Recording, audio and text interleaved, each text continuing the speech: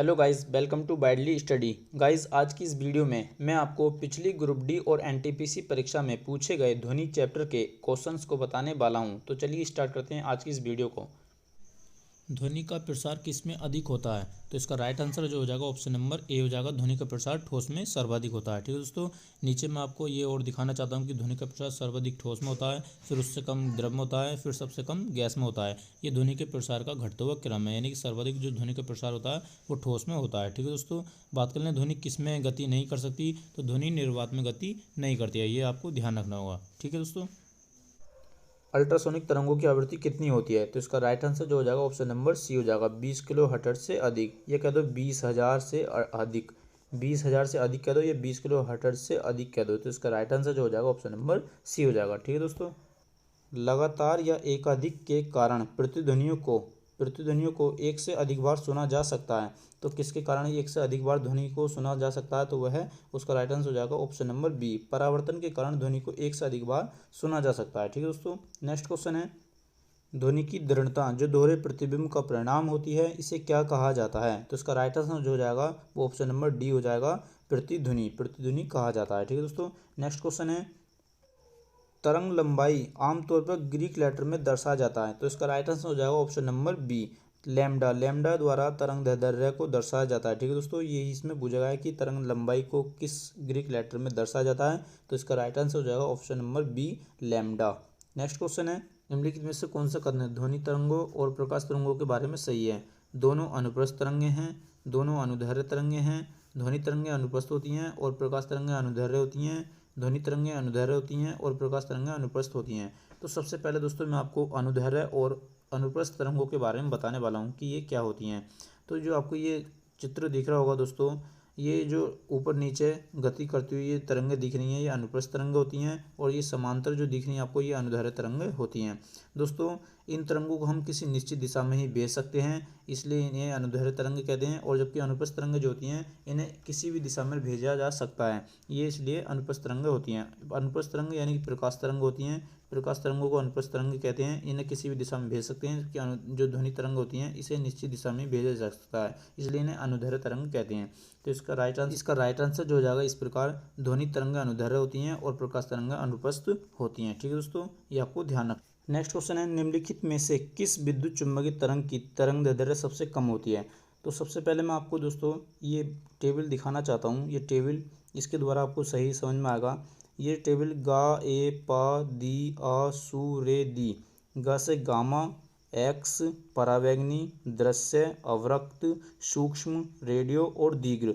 ये जो तरंगें दिख रही हैं आपको दोस्तों, जब हम गामा किरण से, ये दोस्तों ये जो गामा किरण है, इस गामा किरण से जब हम दीर्घ किरण की ओर जाएंगे तो तरंग दैर्ध्य और चाल का मान बढ़ता है। बाद बाकी दोस्तों, आवृत्ति हो, ऊर्जा हो या परावर्तन हो, अपवर्तन हो, इन सब का मान क्या होगा? घटेगा। ये आपको ध्यान रखना है। तो यहाँ पर इस क्वेश्चन में जो पूछा गया है कि किस विद्युत चुम्बकीय तरंग की तरंग दैर्ध्य सबसे कम होगी, तो इस प्रकार इसका जो राइट आंसर हो जाएगा ऑप्शन नंबर डी हो जाएगा। गामा किरण की जो तरंग दैर्ध्य है वो सबसे कम होगी, और सबसे ज़्यादा पूछ ले तो किसकी होगी? वो रेडियो तरंग की होगी यहाँ पर। ठीक है दोस्तों, नेक्स्ट है, सोनार का पूरा नाम क्या है? तो सोनार का पूरा नाम क्या हो जाएगा? Sound navigation and ranging. Option number C इसका राइट आंसर हो जाएगा। ठीक है दोस्तों, नेक्स्ट, निम्नलिखित में से किसे सोनार की मदद से मापा जा सकता है? तो इसका राइट आंसर जो हो जाएगा ऑप्शन नंबर डी हो जाएगा। पानी के अंदर मौजूद वस्तु की दूरी और दिशा और गति को मापते हैं सोनार के द्वारा। ठीक है दोस्तों, ये आपको ध्यान रखना है। यदि तापमान बढ़ता है तो ध्वनि की गति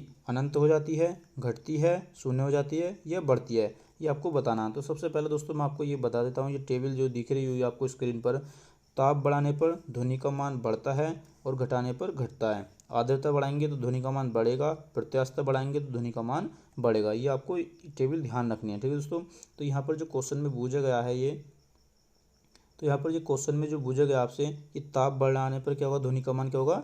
बढ़ेगा। ठीक है दोस्तों, जो आपको मैंने टेबल दिखाई है उसके अनुसार ताप बढ़ाने पर ध्वनि का मान क्या होगा? बढ़ेगा। अगर पूछ लेता यहाँ पर आर्द्रता बढ़ाने पर ध्वनि का मान क्या होगा? तब भी बढ़ता। दोस्तों आपको ये नोट पॉइंट ध्यान रखना है, दाब के घटने बढ़ने से ध्वनि के वेग पर कोई प्रभाव नहीं पड़ता है। ठीक है दोस्तों, ये आपको ध्यान रखना है। नेक्स्ट क्वेश्चन है, किस रंग की तरंग दैर्ध्य यानी कि वेवलेंथ सबसे कम होती है? तो यहाँ पर पहला ऑप्शन है लाल, दूसरा ऑप्शन है नीला, तीसरा ऑप्शन नारंगी, चौथा ऑप्शन है बैंगनी। तो सबसे पहले दोस्तों आपको ये मैं आपको श्रेणी दिखा देता हूँ। इसमें बैंगनी रंग से स्टार्ट होती है, बैंगनी, आसमानी, नीला, हरा, पीला, नारंगी, लाल। जब दोस्तों हम ये बैंगनी रंग से लाल रंग की ओर जाएंगे तो तरंग दैर्ध्य और वेग का मान बढ़ता है। बाद बाकी आवृत्ति हो, ऊर्जा हो, परावर्तन हो, अपवर्तन हो, विचलन हो, ये सभी का मान घटता है। तो यहाँ पर जो क्वेश्चन में पूछा गया है, ये किस रंग की तरंग दैर्ध्य सबसे कम होती है, तो यहाँ पर इसका जो राइट आंसर हो जाएगा वो हो जाएगा बैंगनी। बैंगनी रंग की जो तरंग दैर्ध्य होती है सबसे कम होती है, और सबसे अधिक जो पूछ ले यहाँ पर, तो इसका राइट आंसर हो जाएगा लाल। लाल रंग की तरंग दैर्ध्य सबसे अधिक होगी और सबसे कम होगी बैंगनी रंग की। ठीक है दोस्तों।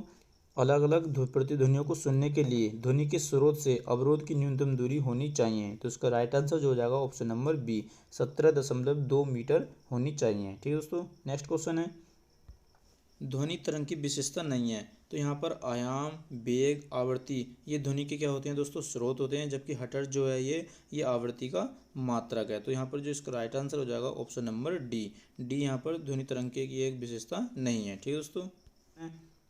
ध्वनि गमन नहीं कर सकती है, तो ध्वनि दोस्तों आपको मैंने बताया कि ठोस में, फिर इसके बाद द्रव में, फिर इसके बाद गैस में, इन तीनों माध्यमों में ही गमन करती है और निर्वात में गमन नहीं करती। सर्वाधिक तेज जो चलती है ध्वनि वो ठोस में चलती है, और सबसे कम जो चलती है वो गैस में चलती है। निर्वात में ये गति नहीं करती। ठीक है दोस्तों। नेक्स्ट क्वेश्चन है, संपीड़नों का निर्माण उस स्थान पर होता है जहाँ वायु दाब है। तो दोस्तों सबसे पहले आपको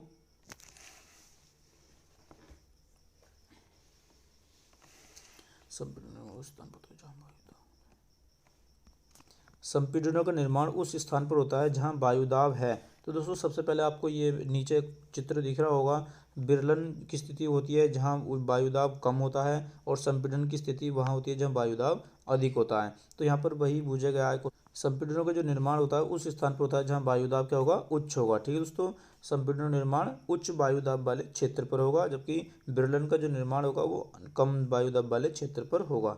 नेक्स्ट क्वेश्चन है, विक्षोभ के प्रसार की दिशा के लंबवत ऊपर और नीचे दोलन करते हैं, यहाँ किस प्रकार की तरंगों पर चर्चा की गई है। तो दोस्तों सबसे पहले मैंने आपको यही बताया था कि लंबवत जो गति करती हैं वो अनुप्रस्थ तरंग करती हैं, और अनुदैर्ध्य तरंग जो करती हैं वो समानांतर गति करती हैं। तो इसका जो राइट आंसर हो जाएगा यहाँ पर वो अनुप्रस्थ तरंग हो जाएगा। अनुप्रस्थ तरंगें लंबवत ऊपर और नीचे ये गति करती हैं। मैंने आपको ये चित्र के माध्यम से भी दिखाया है कि अनुप्रस्थ तरंगें जो होती हैं ये लंबवत गति करती हैं, जबकि अनुदैर्ध्य तरंगें जो होती हैं वो समानांतर गति करती हैं। ठीक है दोस्तों।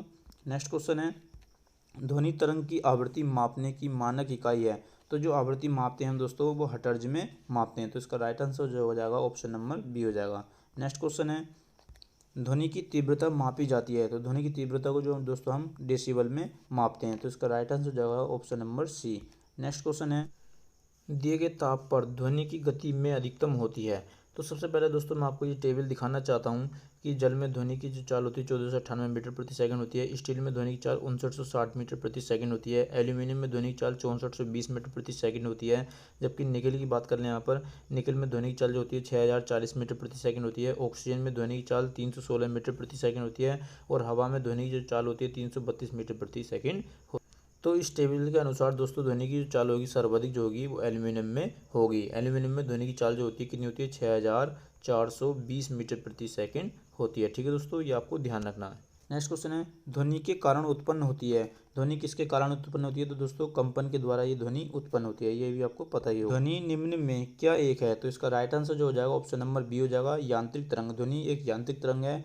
और जबकि मैंने दोस्तों आपको बता दिया कि विद्युत चुम्बकीय तरंगें कौन कौन सी होती हैं, गामा, एक्स, पराबैंगनी, दृश्य, अवरक्त, सूक्ष्म, रेडियो और दीर्घ, ये सभी तरंगें विद्युत चुम्बकीय तरंग होती हैं। और इनके अलावा बाद बाकी कोई सी भी तरंग हो तो वो कौन सी तरंग होंगी, वो होंगी सब यांत्रिक तरंगें। ठीक है दोस्तों, ये आपको ध्यान रखना है।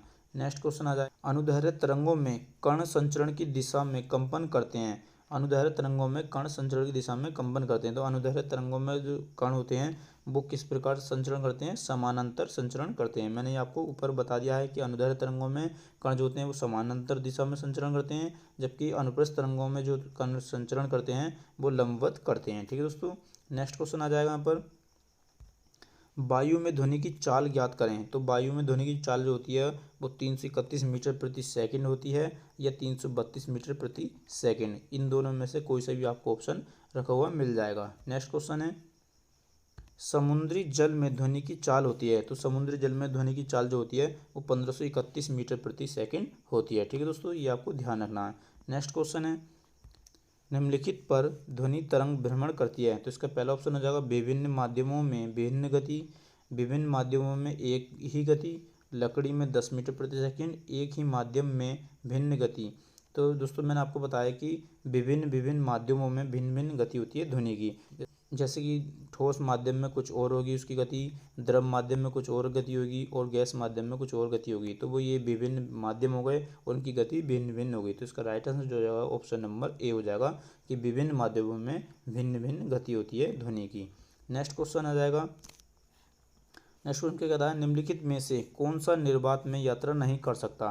तो मैंने आपको बताया कि ध्वनि तरंग जो होती है वो निर्वात में यात्रा नहीं कर सकती। नेक्स्ट क्वेश्चन आ जाएगा यहाँ पर, ध्वनि का एक रूप है जो सुनने की अनुभूति पैदा करता है, तो वह है यांत्रिक ऊर्जा में, यानी कि ध्वनि जो एक यांत्रिक ऊर्जा है ये सुनने में क्या करती है, हमें अनुभूति पैदा करती है। नेक्स्ट क्वेश्चन आ जाएगा, निम्नलिखित में से कौन सा कथन सत्य है। ध्वनि का वेग होता है सर्दियों की तुलना में गर्मियों में कम, सर्दियों और गर्मियों में समान, मौसम पर निर्भर नहीं करता, या सर्दियों की तुलना में गर्मियों में अधिक। तो दोस्तों सबसे पहले मैंने आपको यही बताया था कि तापमान के बढ़ने पर ध्वनि का मान क्या होता है, बढ़ता है। तो सर्दियों की तुलना में गर्मियों में ध्वनि का जो मान होगा वो अधिक होगा, क्योंकि गर्मियों के दिनों में तापमान जो होता है अधिक होता है सर्दियों की तुलना में। इसलिए इसका राइट आंसर जो हो जाएगा ऑप्शन नंबर डी हो जाएगा कि सर्दियों की तुलना में गर्मियों में ध्वनि का वेग अधिक होगा। ठीक है दोस्तों, नेक्स्ट क्वेश्चन आ जाएगा, तरंगे चमगादड़ को उनके रास्ते में आने वाली बाधाओं का पता लगाने में मदद करती हैं। तो दोस्तों आपको पता ही होगा कि चमगादड़ जो हैं पराश्रव्य तरंगों को छोड़ती हैं, जिससे उन्हें ये पता चलता है कि उनके रास्तों में कौन कौन सी चीज़ें हैं या नहीं हैं। इसलिए इनकी मदद जो करती हैं पराश्रव्य तरंगें ये करती हैं। बात कर लें पराश्रव्य तरंगों को और कौन छोड़ता है, तो जो डॉल्फिन होती है दोस्तों, डॉल्फिन जो है ये पराश्रव्य तरंगों को छोड़ती है। ठीक है दोस्तों, ये आपको ध्यान रखना है। एक अल्ट्रासोनिक ध्वनि तरंग की आवृत्ति से अधिक होती है, तो इसका राइट आंसर जो हो जाएगा ऑप्शन नंबर डी, 20,000 हर्ट्ज से अधिक होती है अल्ट्रासोनिक ध्वनि तरंगों की आवृत्ति। ठीक है दोस्तों,